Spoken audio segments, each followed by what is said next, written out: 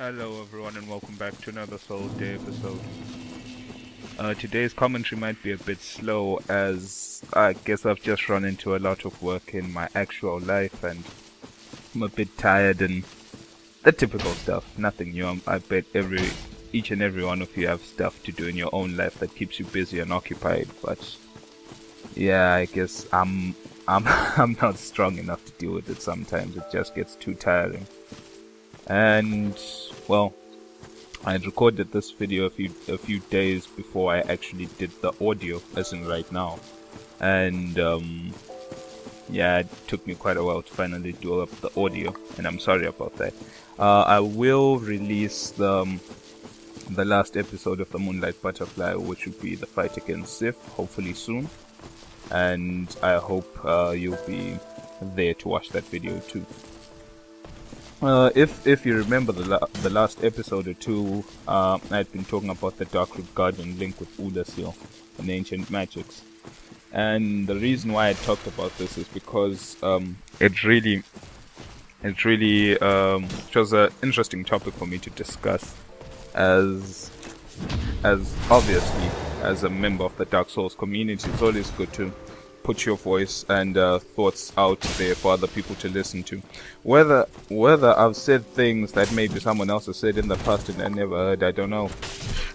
But you're putting your character and your input into the variety of lore items and lore topics is always a good thing, I believe. And I encourage each and every one of you to just put your voice out. May not be on YouTube, but maybe with the community of people you play with locally. Just talk amongst each other and bring about new thoughts and new ideas about the games you play, especially like for me right now playing Dark Souls. And just another rant I would like to put forth, and yeah, I guess next generations of consoles should just finally arrive. There's been a real depression in AAA game releases, and you could argue that there are other games to play, maybe smaller budget games and just other games in general. But sadly, I'm more of a AAA high budget kind of gamer, and I'm really waiting for another blockbuster AAA title to come out to keep me busy until Dark Souls 2 and The Witcher 3. I'm really looking forward to The Witcher 3. And who knows when they'll release GTA 5 on PC. I'm tired of waiting and I don't really care anymore. When it comes, I don't know. Actually, I don't think I'll do much shopping. I think I'll just wait for the Christmas sale and then just save some money with that. Okay. Now, back to Dark Souls. As you can see, I am by the spot near the Hydra and the Moonlight Butterfly and the tower that leads to the Undead Burg. And as you can see, these are the crystal golems I've been talking about in the previous video, saying that the only other location I have known with crystal golems is the Duke's Archives, and those are run by Seath. And that's why I've been talking about maybe Seath has visited the land of Oolacile before, or maybe he was there after Oolacile fell to darkness, or he was there during the time Oolacile was falling into darkness. Who knows? I suspect that he could have had a part to play in the history and lore of Oolacile, but I'm not sure what yet. And I really think that as we play more and I get to the DLC part, I'll try investigate some more into Seath and Oolacile.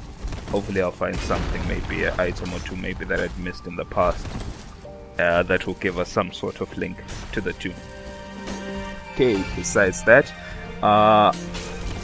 in between videos I managed to farm up some souls just a little bit at just near the Forest Under Covenant place where Alvina sits.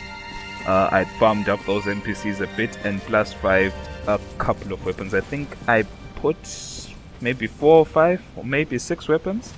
I know for sure the long sword's at plus 5, the rapier's at plus 5, and the gargoyle halberd I'm using is at plus 5.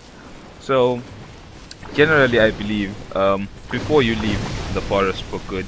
And I think it's good to come here early, as you can make the maximum benefit of the souls per requirement souls for leveling up and buying stuff. I really think this is like the best early game place to come and farm souls, as you get the maximum benefit of leveling up.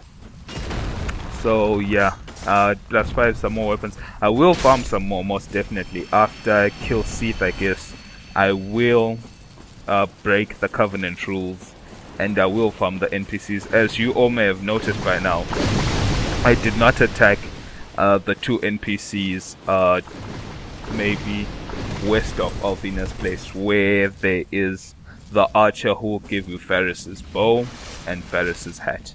I haven't killed them yet, as I joined the Covenant instantly as I got into the forest, before I got into the farming session. So I don't really want to break the rules of the Covenant now. The reason being is that I'm gonna want to kill Shiva of the East bodyguard for the Darkroot Grain Ring.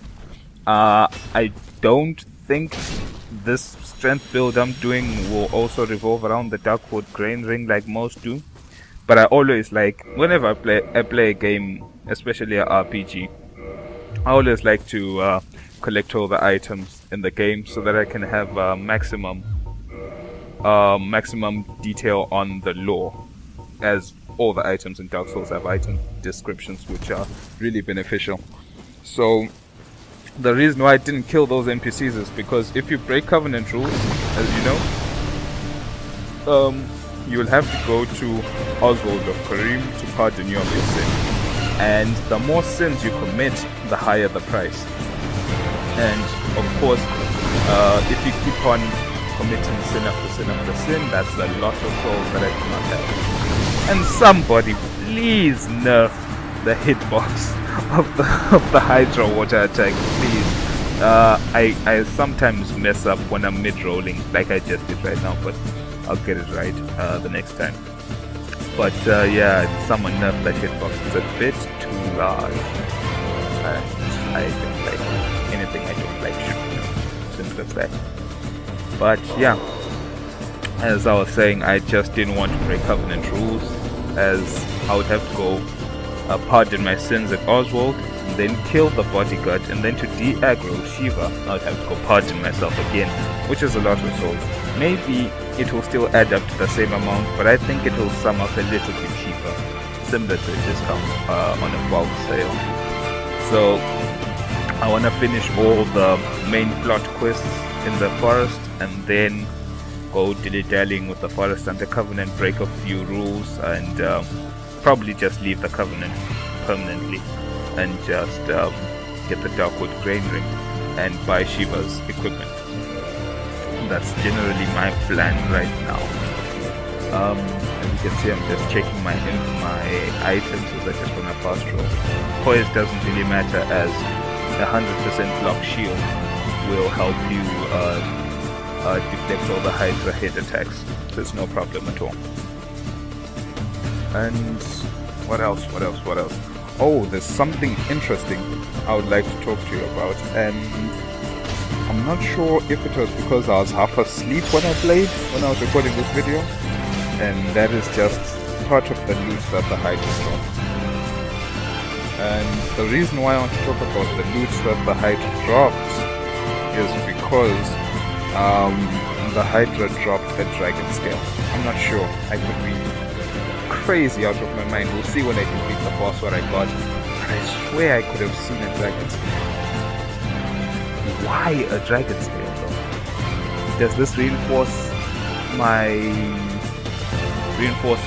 thought of Seath having come to Ulasil before, and Seath being the experimenter that he is? Was he trying to recreate dragons? Maybe. I don't know. I would like to believe. No.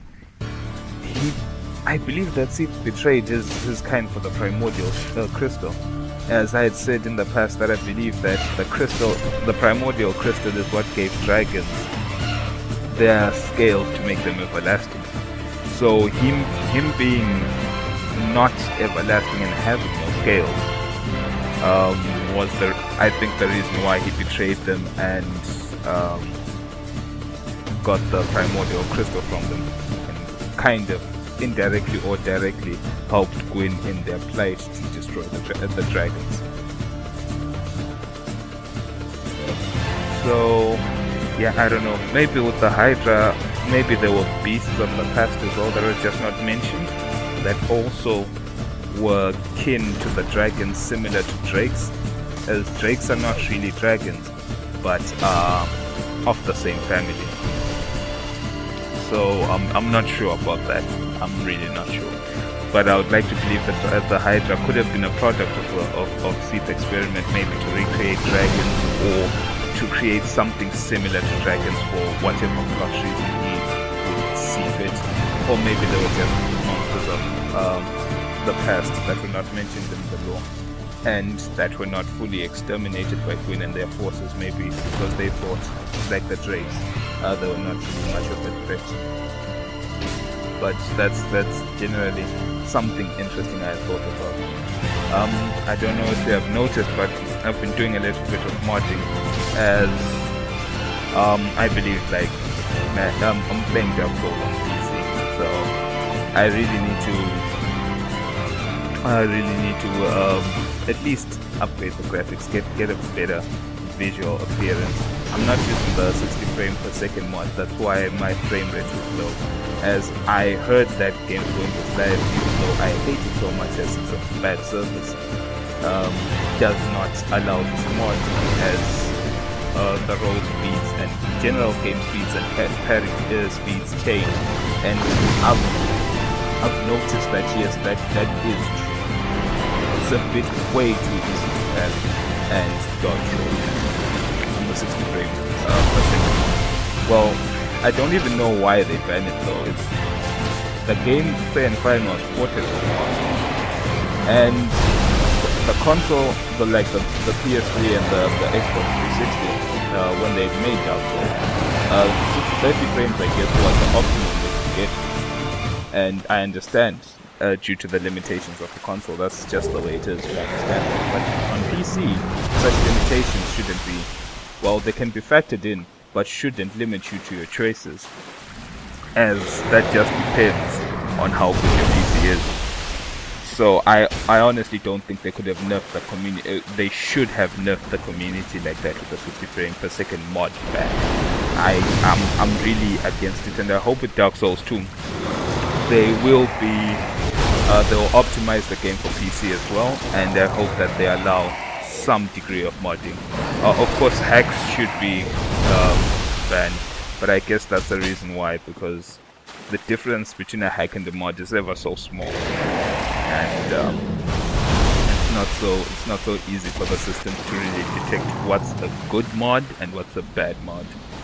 But it's a growing community. I just hope that things get better. That's all I hope. Even if they don't allow modding, then they better introduce some very good graphics and good frame rates and some leeway to experiment. So that's what I believe. Sorry for sometimes I take short breaks. I'm just typing up some stuff. I'm in the middle of something.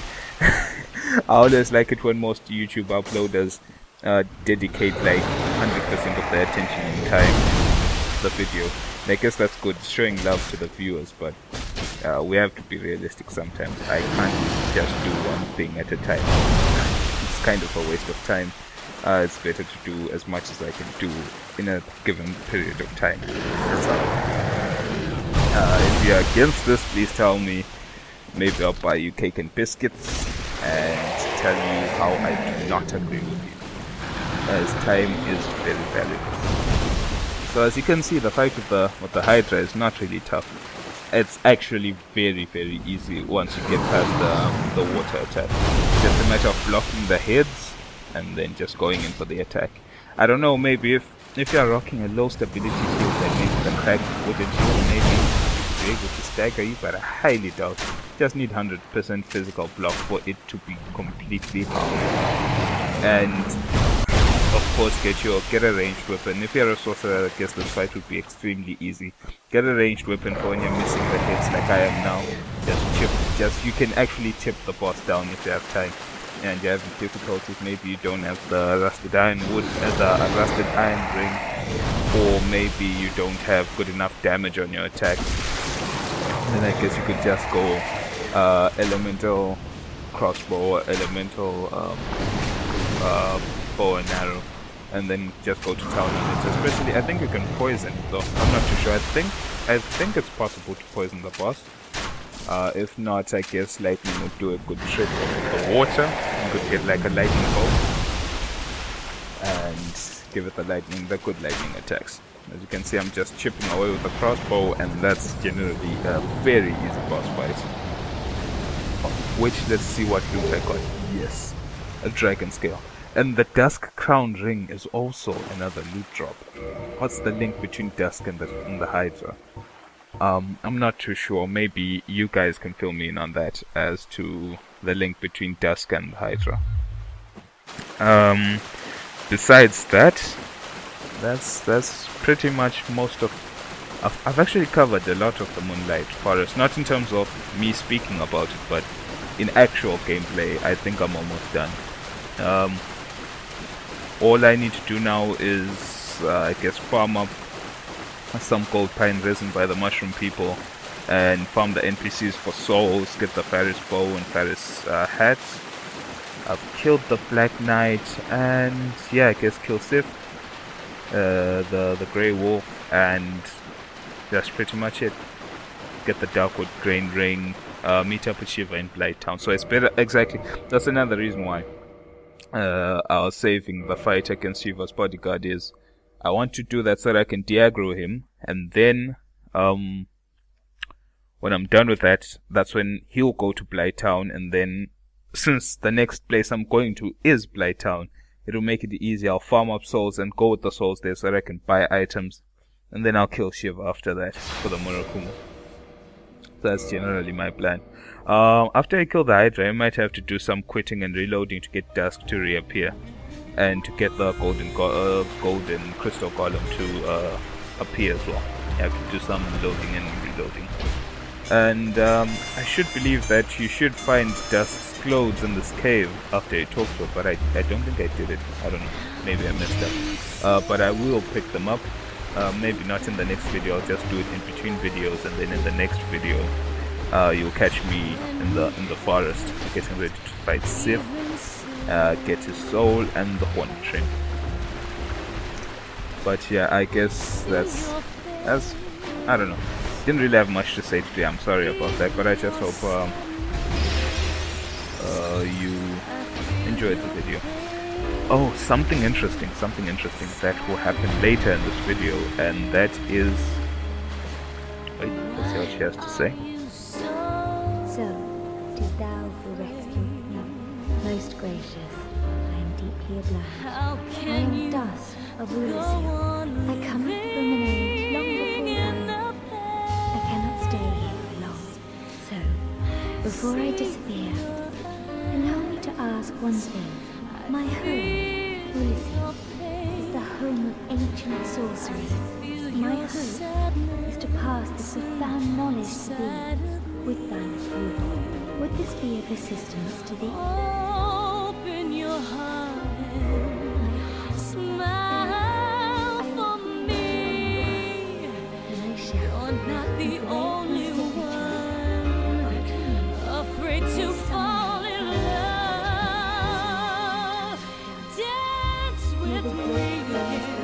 May the great flames guide thee. Not sure if she meant the Lord's souls or something else.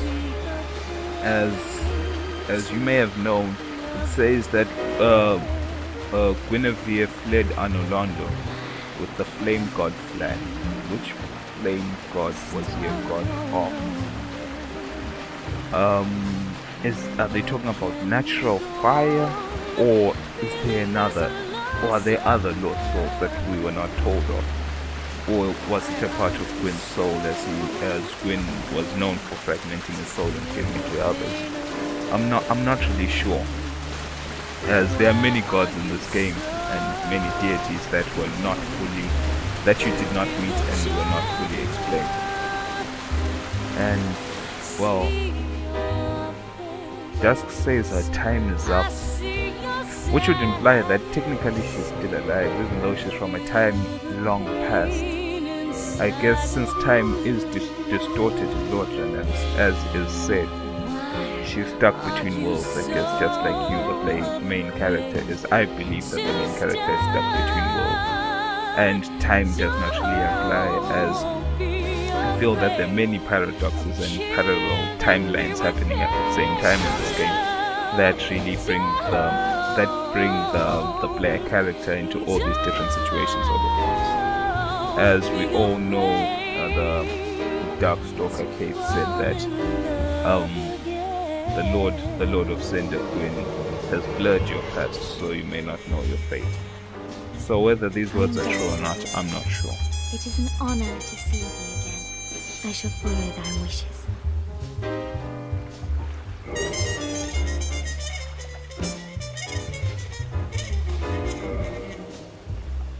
For a very long time, I was trapped within the crystal golem. From my home I was taken, banished to a plane of distortion.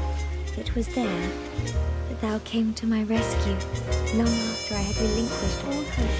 So gleeful was I, my faith reneweth. It even tells you about the time you saved her in The the darkness sorceries of against Elysium Manus. differ from the magic of Dynamite. It is difficult to explain. Elysium's sorceries they're somewhat of an approximation. Mine sorceries are more straightforward, negating all but thyself. Does thou not find some fascination in this discrepancy? Quite interesting though, The sorceries that they How really difficult do to put it. have, like, well, this is just a development thing. I'm really glad that FromSoft really introduced various magics and implemented them in the lore as well. And it really gives a large variety to sorcery builds and I guess hybrid builds with sorcery. It's really a nice thing. So I thought to myself, maybe if I buy all the sorceries there'll be extra dialogues, but sadly there wasn't. But I guess maybe one day I will use this. I will use stuff like Hidden Weapon and Cast Light and maybe Chameleon in PvE and PvP. As I say, the requirement is only 14, and I'm gonna go 40 strength most definitely, and I'll put the rest into endurance and vitality. But surely I will have like maybe 4 or 5 extra points that I could just invest into int for Hidden Weapon, Hidden Body, and maybe Chameleon and Repair Weapon. I think I will invest. Maybe I might change my mind, as such small changes could break your build or just alter it. So you really have to be careful when you make your build. Oh, and one last thing, last bit of information that interests me. The person locked in the tower, I believe, might not actually be Havel. yes, I just said it. I think the person locked in the basement of the tower might actually not be Havel. And the reason I say this is, in the next video I'll remember to read the item description of the Watchtower basement key. But from what I remember, not quoting anything, is that a long battlefield compatriot of Gwyn was locked into the basement for his own good. What's his own good? That's obviously a form of sarcasm. Just say we locked him away because he was trying something funny. You know what I mean?